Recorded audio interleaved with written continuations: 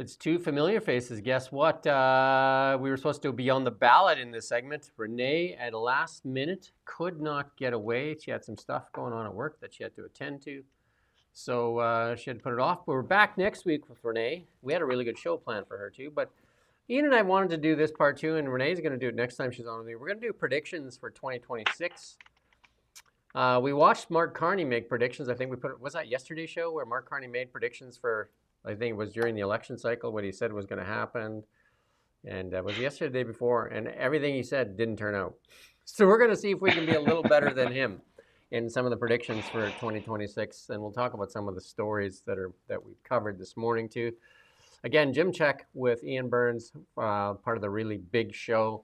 Again, this segment was meant for the Beyond the Ballot, which is a very popular show. So maybe we'll steal some of that thunder. But we're going to make predictions for 2026 from an economic, political, and technology point of view. And it's just Ian and I throwing some spady at the wall. And if you want to join in, you can throw your predictions there. And we're going to track these, and we're going to come back to these next year. And we're going to see if we're smarter than a chimpanzee or Mark Carney. How's that? Hey?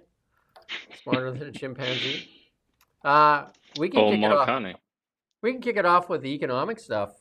We talked today, like Canada seems to be right now heading into an economic winter, while the United States, in the complete juxtaposition there, seems to be heading into the golden age, as Donald Trump calls it, like their GDP taking off. Canada's negative territory this last quarter, and the US very positive, like very, very positive in a completely different direction, right? Ours was a negative 0.3, worst in 3 years. Meanwhile, in the United States, plus 4.3. Huge difference, right? That's annualized though, whereas ours is not. But yeah. Yeah. So it was really about 1%, wasn't it? The America's 1 point, I don't know, something 1.05 or something like that. But yeah, still doesn't look good though. They've still got growth, haven't they? That's the moral of the story. That is the moral of the story. And the moral of the story, so our predictions for next year. We've seen what the IMF have said. We've seen, what some of the economists have said. I've been predicting an economic winter for Canada for a while now. And I'm going to stick with that. Economic winter. Our employment rate is almost double what the America is right now. Like, I think we're around just under 7. And America's at like in the 4 range. And they look like they're going to, like their leading indicators, they're adding jobs, whereas we're losing industry here. Like, our softwood lumber industry is falling apart. Our auto sector, falling apart. Some of it willful, like same as our lumber industry. Like we haven't fixed the stuff we should have been fixing. Our lumber industries have been shambles, and it's been tragic for years, 5-6 years. It's been, and even our oil and gas industry, you know what I mean? Like it's the one bright hope, but they keep trying to pour cold water on it all the time. So where is the bright spots? Well, Evan Solomon says we lead in AI. So I'll turn it over to you. Like, what do you see for next year for the economic situation in Canada? Well, as is often the case, this is basically the case with everything in Canadian affairs. It depends on America, doesn't it? And next year is the renegotiation or, the talks over CUSMA. Really, it all depends on that.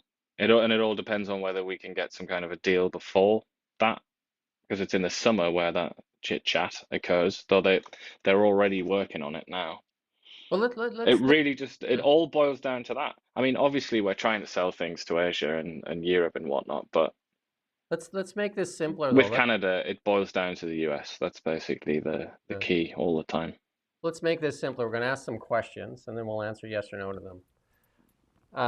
Question for you and for myself. Does Canada get a pipeline? Does Canada get a pipeline to the West Coast or the East Coast? Yes or no?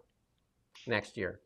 Like, is it planned? It won't be done, but is there a hard and fast, yes, we're building a pipeline, they actually make plans, and there's investors, and they're building a pipeline by next year, by the end of next year? East or West Coast? It's the question on everyone's lips, really, isn't it? Mm-hmm. I just th this I'm not 100% certain, but no is my Mine's gut. a mine's a hard no, but a pipeline to the U.S. to the West Coast through the South and out through either Washington or Oregon. Yes or no? I think there's no chance of that happening. I say yes.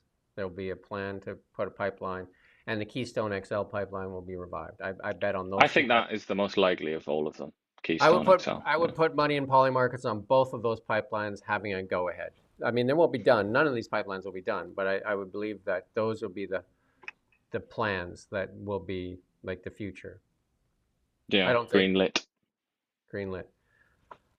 Um, separatist movements, Quebec and Alberta. Do you think there'll be a referendum in Alberta next year? Well, yeah, I mean we're going to know pretty soon, but yeah, I do. I think they're going to get those signatures.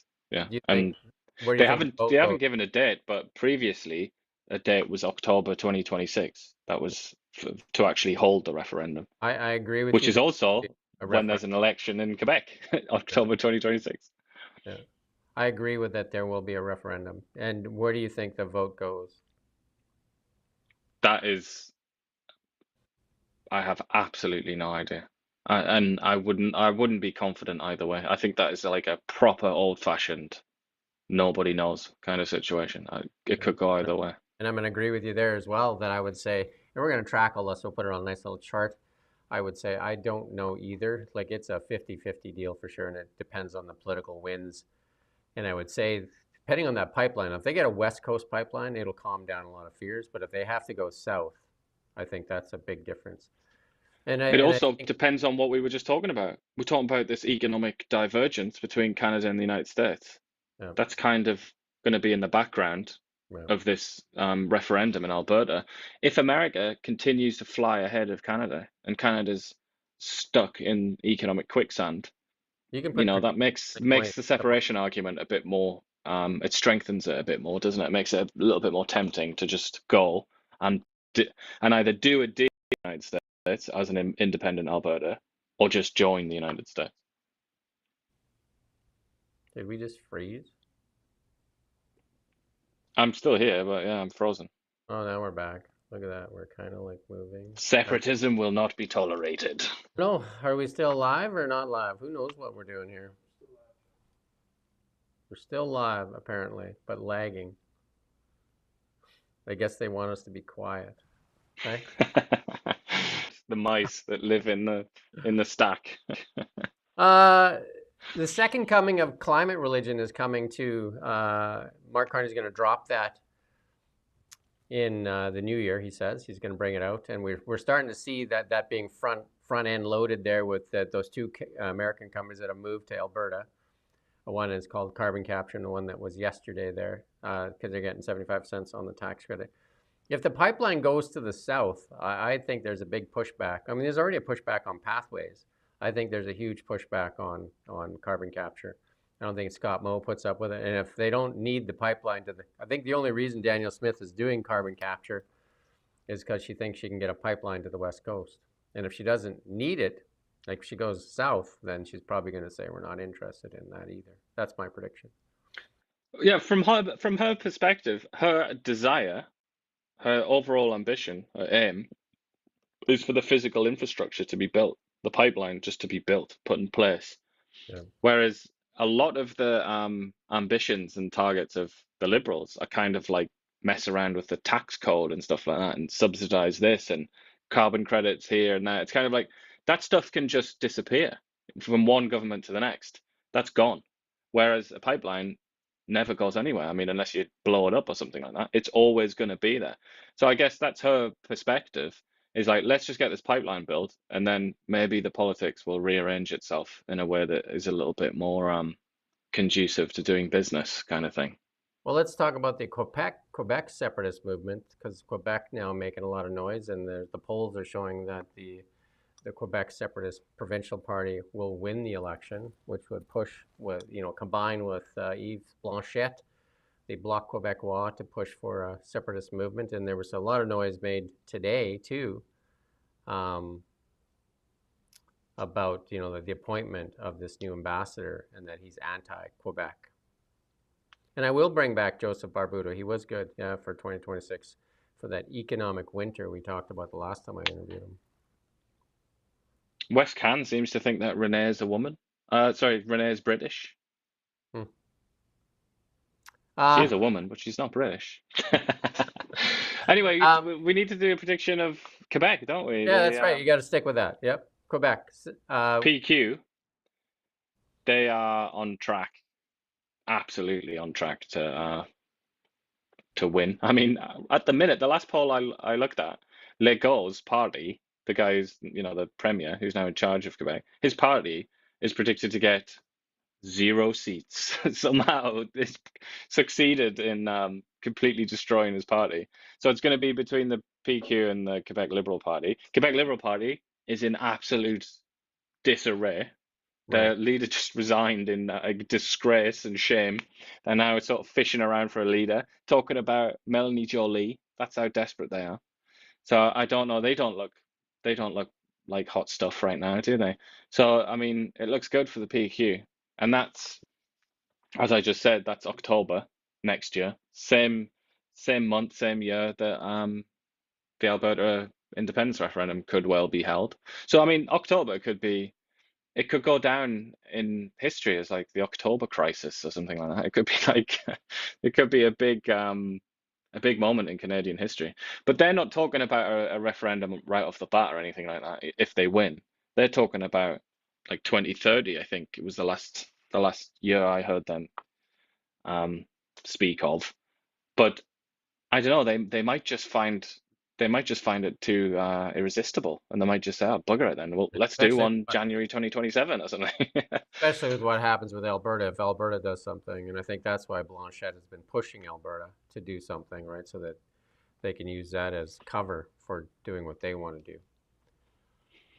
But it also would help. It's like a dry run almost for Quebec, isn't it? Because it's almost certainly if Alberta separatism is supported by a majority of Albertans, if they vote to leave Canada, then it's a dry run for the Clarity Act, isn't it? Because if it's like 54% or something like that, or even if it's like 60%, it's kind of then up to the Liberal Party, it's up to Mark Carney to decide whether that is adequate. And it could be that's of great interest to Quebec, obviously, because they're not expecting Quebec separatists aren't expecting to get like 80% or anything like that. It's not something that they foresee and never have. If they got it, it would be just over the line. So they would like to see if that happens in Alberta, they'd like to see what happens, and then they can prepare for it and prepare a plan to kind of get around that. But like I said earlier today, I think if Alberta, even if it's 51% in favor, it's gone, I reckon. I mean, realistically, you can't keep you can't deny a majority in a democracy, can you? In a democracy based on majority rule, you can't say no. So let's talk about one more province. British Columbia, David Eby says he won't call an election, but does David Eby even survive in his party? And is there an election in BC in 2026 with all that's going on Well, with CHIPA and like I mean NDP and kind of like full on crisis, right? he said in an interview with the Canadian Press released just a couple of days ago, or was it just yesterday?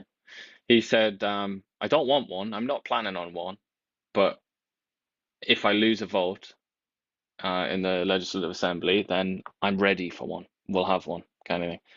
I mean, they very nearly went to an election. Was it last month? I can't even remember now. Either last month or the month before. The transmission line went really, really, really close. I think he won by one vote. So that would have been an election. That was a confidence vote. So obviously this government is very, very weak, isn't it? It's very fragile. And you've got internal party squabbles that haven't broken out into the public yet, but they're not best pleased with David Eby and his quite poor attempt at handling things. So yeah, I mean, if I was a betting man, I would probably bet on that. Yeah, next year. I I would bet think realistically, it's gonna crack at some point, isn't it? I would bet an election in British Columbia next year, and it depends on the leader of the Conservative Party whether it's more of a like a centrist BC Liberal, as John Rustad called Trevor Halford today, a centrist, and then maybe they even convince some NDPs because it's kind of a mess there with Drippa and that they convince an NDP even to bring down the government? Or does the NDP throw David Eby under the bus and try to get a change of leadership like the Liberals did with Justin Trudeau and Mark Carney? One of those two things happens in British Columbia. David Eby, I don't think, survives 2026 either way. But they haven't exactly got an obvious successor. It's always chatting about Ravi Kahlon, but really, like maybe he's a big deal within the NDP. Don't think he's a big deal in British Columbia. They'd have to do like a soft launch of him or something, build him up behind the scenes because there's No. no obvious successor. So I don't know. That would be a tough sell. Yeah, and as far as the economy goes, I think until they can find some clear direction here, Canada stays in an economic winter. I can't see much. Like, I mean, here it is 9 months, and there's a lot of talk, a lot of like, like talk that's confusing. But I don't know of anything that's moved ahead. Like, we don't know if we're doing a pipeline. Um, and same as the Yeah. projects. They named those 7 projects. They named the 5 projects. They named the 7 projects. And then they came back and said, well, a lot of these projects are too small. They shouldn't even be on a nation building project list. And the other ones came back and said, the one that they approved that was a nation building project, they're just like, well, I mean, that one's still going to get held up. So what? Like, I mean, again, where are the projects? And then as far as, Evan Solomon with the touts of leading in AI, I can't see anything that shows Canada is making any headway in leading in AI. Let's No. try an easy one. Here's an easy one to get an easy point on this one. Will Canada make a decision on the F-35s or the Gripens? Will we commit to buying new jets? And which ones will they be? I think it's completely conditional on a deal with the United States, isn't it? That's the reality of that. If we do a deal with America and we like the deal, then we'll get the F-35s. If not, we won't make the decision. It will just drag on until we get what we want off the Americans. That's my Yeah. that's my read on that. Well, I think Mark Carney is, I think he's fairly intelligent. I think they will go with the F-35s because if they don't go with the F-35s, I think they will anger the Americans even more so. And then I think, I think there will be a decision whether or not we get them anytime soon. I mean, they're a superior jet, so. But Superior jet, but is it superior politics? And that's all that they care about, really, at the end of the day. yeah, so I mean, we're trying to do predictions here. This was supposed to be on the ballot. Renee had some commitments that she couldn't do. She couldn't get off to do the show. She'll be back next week. So Ian and I thought we'd do this prediction show. We kind of want to do predictions for it. If you got some predictions you want to throw them in there, we'll track you for it too. As far as the economy goes, I think it's West, our fairly good friend stagnant. West Can, whoever the hell that is now saying that he was saying that I was a female, which is quite a strange Well, confession of you to make. That this is what you think a female looks like. What you just, what kind of life have you been living? What kind of women have you been surrounded by, you freak? well, you've been Women with beards. Maybe he lives in a circus and he lives with the bearded lady. so this So is he's just part of like, a oh, that's a this is woman. this is part of our comedy as well. Um, well, if you live in camp, maybe in northern one of the northern Yeah, camps. I guess that's what passes for a female. Um, Pierre Poilievre, does he survive? Does he survive the leadership? Definitely will survive he will pass the test. He'll pass the vote. I mean, almost 100% certain that will happen. But he's got he's got to make a dramatic um, effort to change the trajectory of his leadership, hasn't he? And if that doesn't happen, then it will just be like a slow death. I think that's the trajectory he's on right now. But if he flips it, these people like the bigwigs in the Conservative Party, the people that like decide these things, and the media, they just look at polls. That's basically all they do. That's like the extent of their insight. They just look at polls, some of which you can see that are publishable, although they do have their own polling as well. So if the polls get better for Pierre Poilievre, that will be the change in the trajectory, basically, and then he'll be fine. If they continue to show him way behind Carney, or considerably behind Carney on a personal level, alongside a kind of steady liberals conservatives basically in a tie, then I think they'll get rid of him. Basically, that's how I see it. Yeah, I think I see him sticking around. I see because I think in his last few interviews, he's kind of like the Pierre Poilievre of old. He's actually going out on a limb for things as opposed to being waffly. I think what he said with he stuck up for Daniel Smith there, and he said on the pipeline he wasn't waffly like Mark Carney. Like you don't know where he stands on a pipeline, but Pierre Poilievre says we're building it no matter what. Doesn't matter who objects to it. Nobody gets a veto. We're building a pipeline, and you can't get Well, that with Mark Carney. he said it in a very interesting way, didn't he? The more you think about it, it was something like he was asked, "Would you consult First Nations?" And he said, "Yeah." And then the interviewer said, "What if they said no after those consultations?" And he said, "Well, I would thank them for their consultations and then build a pipeline." Which is kind of, you couldn't have said it any clearer, really. He's just No. saying, "I will ignore them and I'll do it anyway." Kind of. And she So wasn't yeah, used to that. that was quite going out on a limb there. Yeah, no, he's done it a few. I think it's the Pierre Poilievre of old where he gained a lot of that traction. I think maybe he's coming back to his roots and just sticking to a thing instead of trying to. I think sometimes you get as you get more popular, you try to be appease too many people, so you try not to irritate anybody. Do you know what I mean? Like you're just working like Mark Carney. He can go to two different audiences in 15 minutes and say two different things. In two different languages. Yeah, in two different languages. Yeah, Whereas Polyev pretty much always says the same thing in French and English. yeah, his French is way better for sure. As far as the Kuzma deal, I believe a deal will get done. I believe they will do something in Kuzma.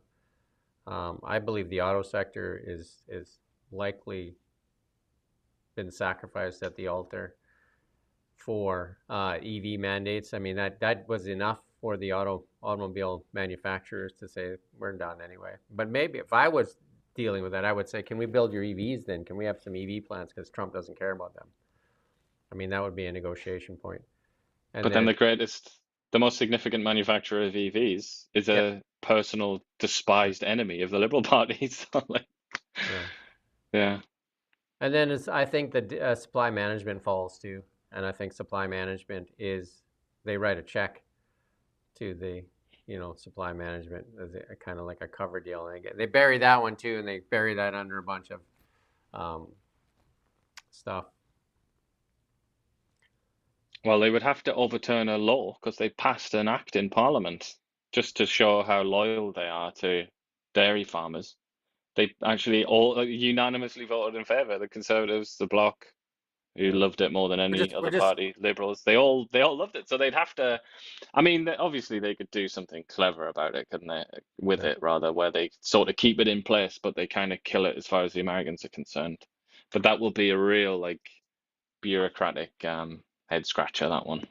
We're gonna do some quick fire here, so we don't want to stay too long on this. I'm gonna do some stuff on the national or international stage. We'll do some stuff for the U.S. When are their midterms? Their midterms aren't next year, right? Their midterms are when is the U.S. midterms here? It is next year. Yeah. Is it? I believe they Yeah. win majorities. I believe that. What you think? The Repubbies. Yeah, I think they hang on to power. I think they might even gain a lot in the midterms. That's Bold. None of the oracles, aka the opinion polls, seem to agree with that. And I would just say, based on just on history, that they won't, that they'll lose their majority in the Senate, or they'll. I don't know about the House of Representatives. I think they're a bit better off in that one, I but I believe I they think they retain might take all a three. little bit of a slapping. I believe they retain all three. That's my prediction for the United States. Uh, and then as far as your friend Keir Starmer, I believe there's an election and Keir has to go on a holiday. And I believe the same thing goes for Macron. I think those two guys are done. They'll be forced to Well, vote. Macron is done. Yeah, he's got term limit, so he's gone. Yeah, And I think Starmer is going to go. Starmer could be gone. That could be a breaking news alert on your phone later today. He could go at any minute. He uh, could be knifed at any minute. But for certain, he'll be gone in the spring. uh, 100% certain of that. They will stick the knife in. They'll give him the Julius Caesar treatment. Whether or not there's an election, though, I don't know. I I wouldn't believe, I wouldn't bank on it. I I think believe, whoever usurps the throne will hang on I believe and not do an Maduro, election. Maduro is gone, and that lady gets installed as the new leader, the one that won the Nobel Prize. I believe she's running Venezuela, and they become buddies with the United States. Um, and I believe an end to the war in Ukraine will happen, and they will use America as a scapegoat for why it was a bad deal for the European Union. But the European Union has really no power left. So You never know, do you, with the Ukraine war? I just don't know. yeah. Like you look at it and you think this can't possibly continue. But I was feeling like that sort of 2 years ago, and it's still on it goes. And I think even if there is a peace, like brokered by Trump, broke by the US, I think there's every chance that they'll be back at it again within a year, 18 months, something like that. Because that's the proposals that I've seen are not gonna solve anything. Both sides are gonna still be unhappy. They're still gonna want more. So Yeah, well, that's my prediction, and I think as far as everything else goes in the world, I think there's a lot of money going to pour into the defense sector. I think Canada is going to be more performative in that way, but because they're not serious, like they're not, like even the UK and Australia are more serious than Canada on their defense. Like they're buying at least nuclear submarines, while we're still just like diddling around on the edges there with diesel submarines. Like with the largest unprotected border, like we're just not even serious, and we're talking about Gripens and versus F-35s, and I mean, get a gripping. get a grip on it. Yeah, get a grip on it. And media in Canada, unless the Americans rescue us with Bill C-18 and force them to concede on Bill C-18, you and I will fight and keep fighting. I believe this channel will be bigger and bigger, though, bigger and better, especially when all these predictions come true. Then we Bigger and can better. play this back. Well, we're going to play it back. We're going to show you how good or bad we are. And so, and I just want to do a little on technology because I think that's so important. Technology is so important here in what's going on in the world, and some of it's already happening right in front of you. Robotaxis launched in the United States, and that is probably one of the biggest shifts in the world, autonomous driving, and I believe it'll have a major rollout in the United States in 2026, and Canada will be late to that party for sure.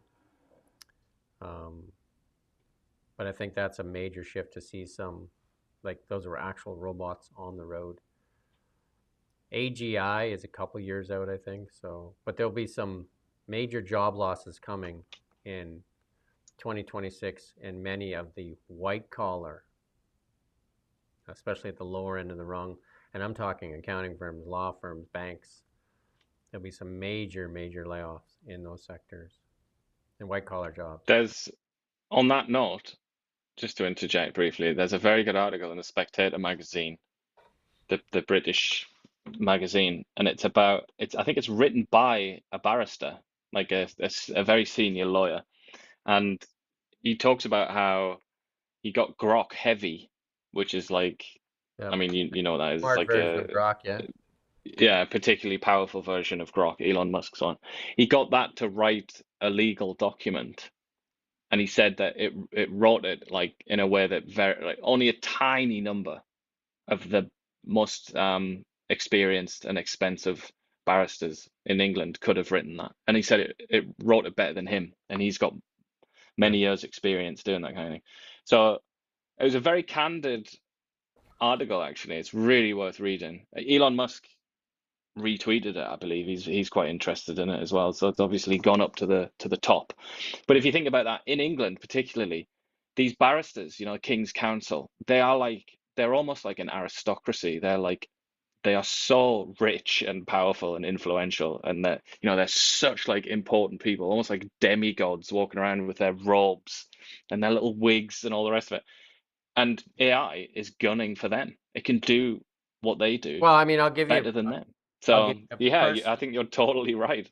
a personal kind of like analogy for this. I worked in a CA firm, and in our CA firm was a tax accountant. So he had a law degree and he had an accounting degree, and he was like the god in our office, right? Because like we had a complicated tax issue, because you get tax law, right? And then so you would take it to him, and there's high paying clients, and then he would pour through books, like behind him was like just books and books and books of stuff, right?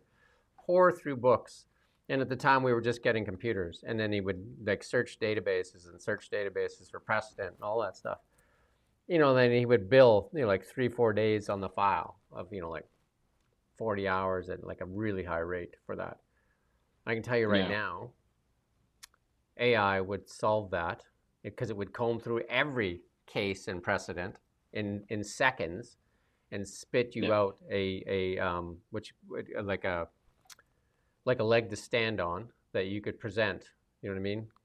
As, Yeah. as your solution to the client. Better, That's faster.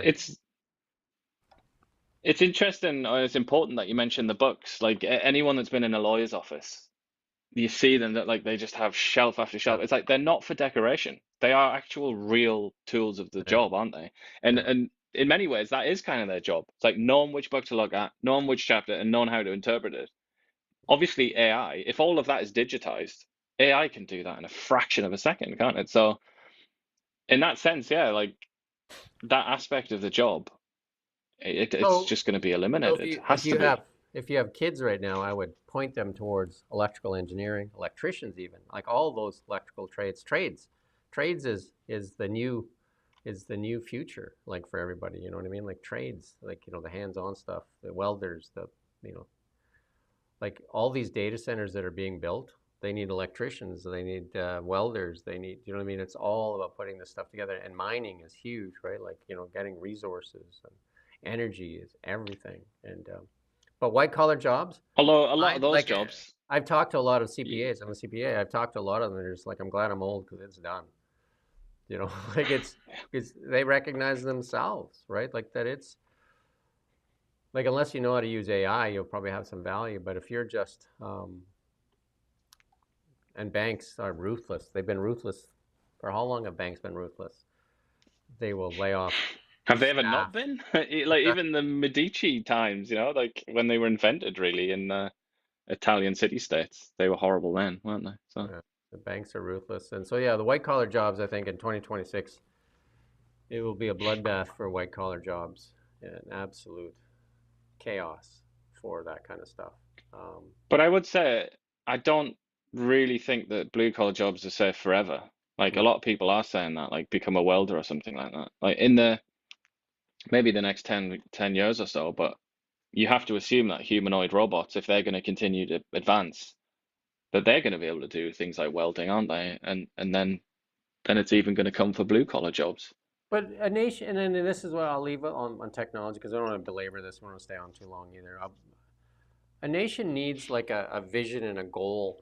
Do you know what I mean? Like, because I don't think we have clear direction in Canada right now. We need somebody to paint that vision for Canada. We need, because we have a lot of slogans that we don't even pay attention to. Build Canada homes, and then the GST. We see that they didn't. They haven't even cleared the hurdle for the GST to be removed on $1 million homes and on there. They haven't even been cleared. Like 9 months they haven't cleared that hurdle. They say they're going to build 250,000 extra homes a year. The PBO says they're going to build 26,000 in 5 years. So I mean, it's just a bunch of like talking points that aren't clear. And what I've saw there in the United States was, and it's more like the people like the Elon Musks and that Jeff Bezos and that, like they have a vision now. And they haven't had this vision since JFK when he said, we're going to the moon. And they've just said we're building a moon base and we're going to Mars. Those are big visions for nations, right? Those are big visions. And if you listen to Elon Musk, he says that all the work on Tesla and all the other companies is just to fund the mission to Mars. So I mean, those are big visions, and with that comes a lot of economic activity. But you've got to have a mission, haven't you? Like you've got to have a purpose. So, And I think it's so right to highlight that we haven't had that for so long. Like what has been the closest thing that I can think of to like a raison d'etre for Western countries since the Berlin Wall fell. It's basically something like maximizing equality or something like that, maximizing diversity. It's like it's so vague yeah. and it hasn't We've really been we've enough to been. fuel You think a about Canada. population, has it? The last 10 years in Canada is basically virtue signaling and identity politics, and Chrystia Freeland said it. We've been made to feel bad for ourselves. Like, I mean, we're ashamed of ourselves, of who we are and what we've done. And for the benefit of the few, I mean, the few have done extremely well. I mean, the wealth gap in Canada just continues to spread. And, and then the access to information, the accountability and transparency continues to get worse. And democracy in Canada is suffering. There's no doubt about it. Democracy in Canada gets weaker by the day, by the day. And those are the challenges. And democracy in the United States continues to get stronger, even though they say it's the other way around. They defend the First Amendment. Yeah. That's here. Whereas the rest of the country, not, it's not just Canada. Did you see that thing of Australia? Yeah. Where they're talking about like this is not America. You don't have the right to say what you want. Like that, and that's in relation to the Bondi Beach massacre, where it's just like something extraordinary happens involving one particular ideology, in this case Islamism, and then suddenly it's like now we need to curtail free speech on the internet and things like that, and now we need to get people's guns. So yeah, the Americans have just like a glorious defense against that kind of Right. trendy or like fashionable authoritarianism that we see in other Western countries. The Americans just have the Constitution, so you can't do it. You have John Kerry famously saying, like, bemoaning the First Amendment. So he's like, unfortunately, like, we've got this First Amendment, so we can't just like go and delete people's or arrest people for tweets and things like that. So yeah, that is that's America's secret sauce, really, isn't it? Those guys back then did a good job. The Englishmen back then, Thomas Jefferson. They really did. It's a shame they didn't do it in England as well, but I guess that's kind of why That's, they left, uh, because they wanted that freedom. why didn't they do it in Canada is the other question, right? Who knows? Yeah, Any other indeed. predictions? You want to make any other predictions? For 2026, well, it's Yeah. the World Cup, isn't it? Who's going to win the World Cup? I'm not much for soccer, so I don't know the answer. I'm going to pick the Desert Fox says Brazil. Brazil. I'll No, pick you should be Canada. saying I'll pick England. Canada for the win. Again, Canada. That would be the greatest victory in the Upset history of ever. the World Cup if I hadn't. So yeah, that would be the best ever. So yeah, I mean, I would love to see that. I'll go I out would on a love to see here. that. I'll go out on a limb for the NHL, and I'm going to pick finally the Edmonton Oilers. Get it done. That would be very nice, wouldn't And it? cure the 30-plus year drought in Canada. Yeah. Although Josh, the Canucks fan, he would be booing, wouldn't he? Doesn't like it. I don't Yep. understand that. You think that you'd want a Canadian team to win, but The oil can finally does it. Leon Draisaitl is MVP. There you go. How's that? that would be nice, wouldn't it? Yeah, that's What else is happening next year? I don't know. Are there any other big events? World Justin War Three? Trudeau. Who's going to win World War Three? Justin Trudeau breaks up with Katy Perry.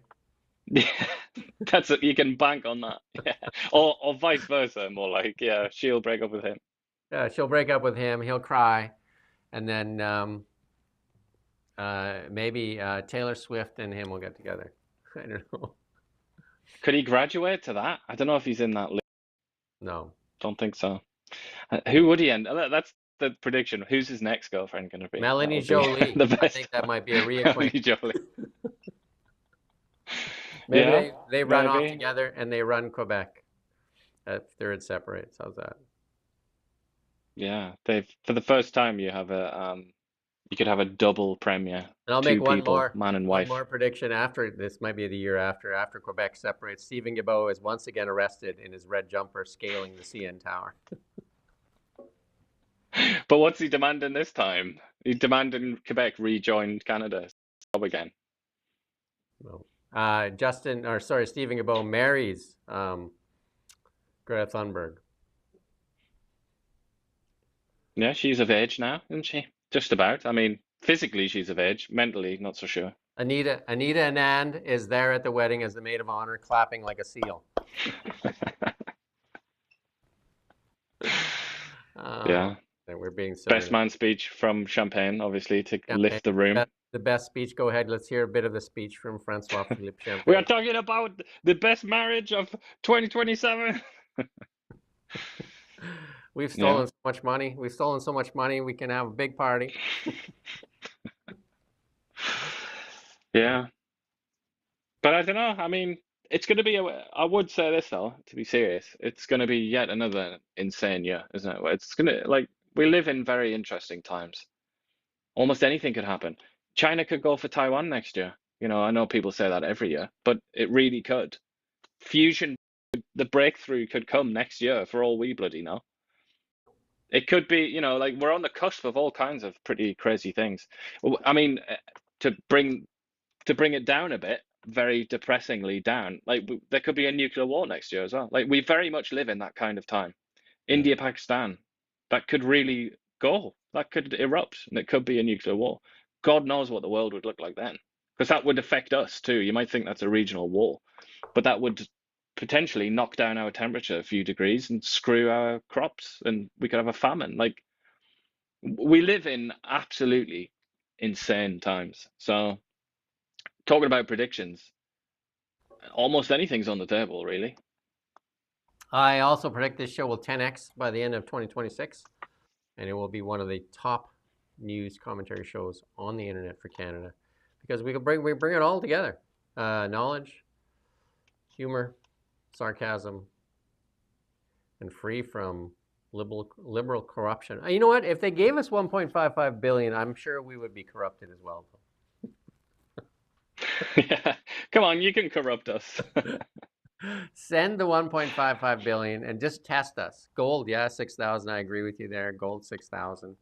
I've been calling gold. I've been buying gold ever since I was a youngster, and that was the first Iraq War, Desert Storm. I was a firm believer in the bullion, the hard. You could buy it at Costco, and you know, like we're getting kind of close to euphoria though. Silver, the poor man's gold, finally skyrocketing. How many years I listened to silver people, and I was a silver. Silver is the poor man's gold, and silver just like breaking records now, and it is like almost a sign of euphoria, but still not a lot of people into it. But First Maple Leaf bought from the bank at 850. Yeah, they used to sell money. They used to sell bullion at Scotiabank. They used to have a gold counter. You could buy, and you could go in there and buy, bars and coins. And they closed that gold counter a long time ago, right? So, and but a lot of believers in the bullion. I have a lot of friends. The resource sector used to be super hot in Canada. That was one of the things that people would come to Canada for mining. They would come to Canada for the capital markets and all that stuff. They would do all these things. We destroyed all of that, right? Because we were ashamed of our resource sector. Sad, sad day. And we don't lead in AI. Yeah, he bought his coin at the Scotiabank. That's right. Yeah, that's where you would have bought it. And that's where I was buying stuff back then too. You'd go in there and they think you were a nut, right? I would like to buy some gold. They're just like, okay, stupid. Here you go.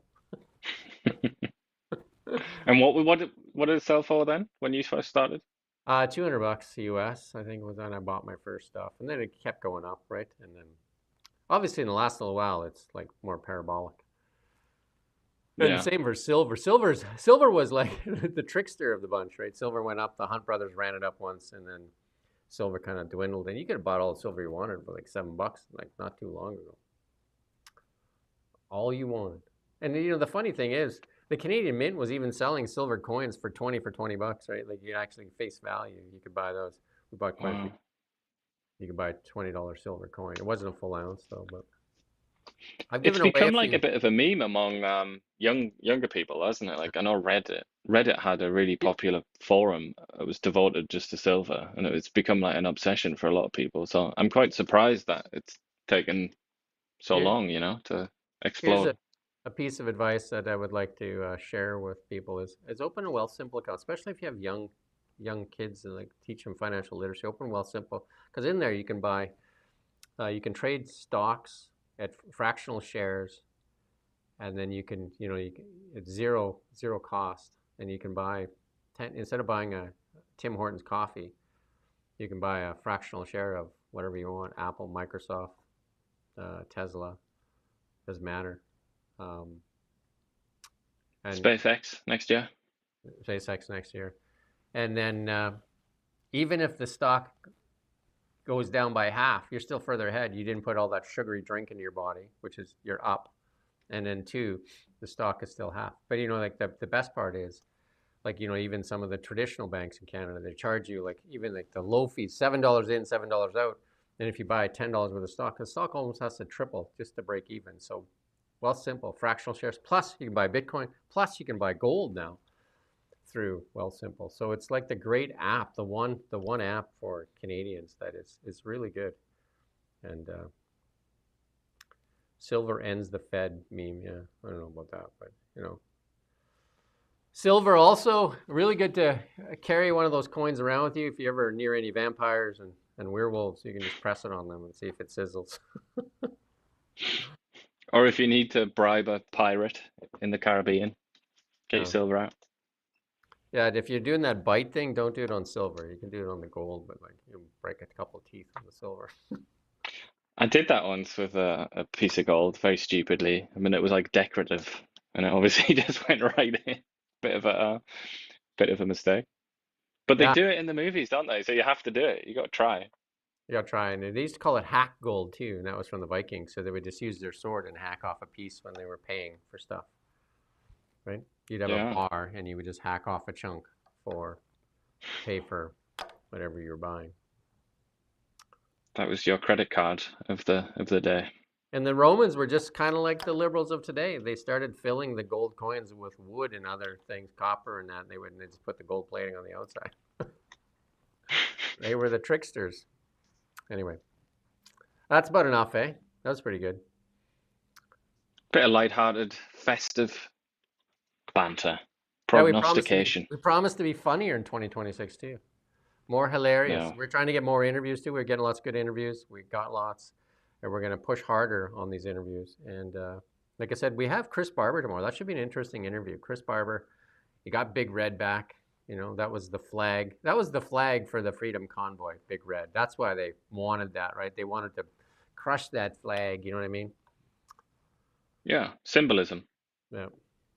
They wanted that It's flag. like it's like taking the crown off a pretender or something, isn't it? And like this can all be taken back to like Roman times or medieval times, can't it? And it's very much in that vein. It's like we're gonna take your symbol and we're gonna kind of humiliate you.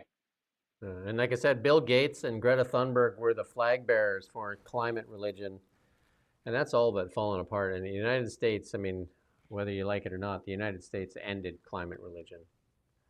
And They ended a lot. The election of Trump ended a great deal, didn't it? so there you go. That's our show. We're back tomorrow morning, 9 a.m. 9 a.m. with the Really Big Show where we're doing our normal stuff. And we ask you to like, subscribe, share, hit the like button, hit something button, hit some button, hit the hate button. Even can even say that Ian's hair is well. I wish I had his hair. Look at this. Look what I have to deal with, and look what he's got there. He's got that Mick Jagger look. Okay.